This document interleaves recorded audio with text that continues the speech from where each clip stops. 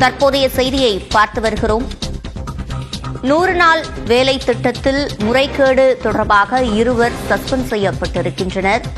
மதுரையில் 100 நாள் வேலை திட்டத்தில் முறைகேடு தொடர்பாக 2 அலுவலர்கள் சஸ்பெண்ட் செய்யப்பட்டிருக்கிறார்கள். கூடுதல் விவரங்களை செய்தியாளர் வெற்றியிடம் கேட்கலாம். வெற்றி, முழுமையான விவரங்கள்.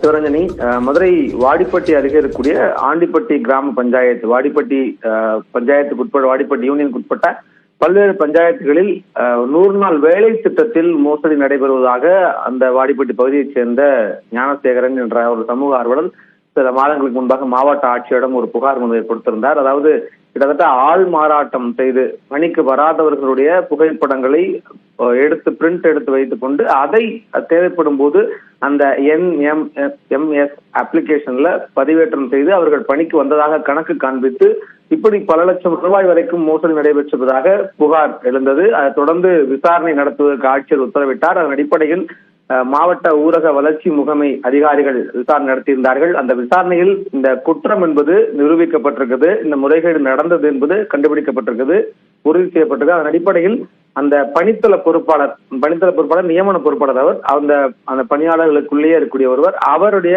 கார்த்திகை செல்வி என்ற பொறுப்பாளர் பணி நீக்கம் செய்யப்பட்டிருக்கிறார். மேலும் இந்த முறைகேட்டை கவனிக்க தவறியதாக மண்டல துணை வட்டார வளர்ச்சி அலுவலர் கனிச்செல்வி பணியிடை நீக்கம் செய்யப்பட்டிருக்கிறார். அதே போல பஞ்சாயத்து செயலாளர் செல்வம் இவர் உள்ளிட்ட 2 பேர் பணியிடை நீக்கம் செய்யப்பட்டிருக்காங்க.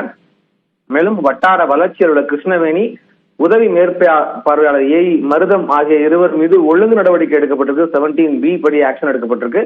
இந்த விசாரணை என்பது முதல் கட்ட விசாரணையில தான் இந்த விவரங்கள் எல்லாம் உறுதி செய்யப்பட்டு இவங்க மேலெல்லாம் குற்றச்சாட்டு உறுதி செய்யப்பட்டு நடவடிக்கை எடுக்கப்பட்டிருக்குது.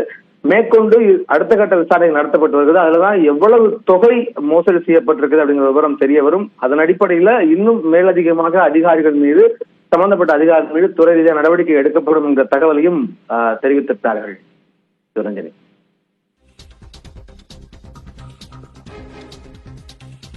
விவரங்களை வழங்கியமைக்கு நன்றி.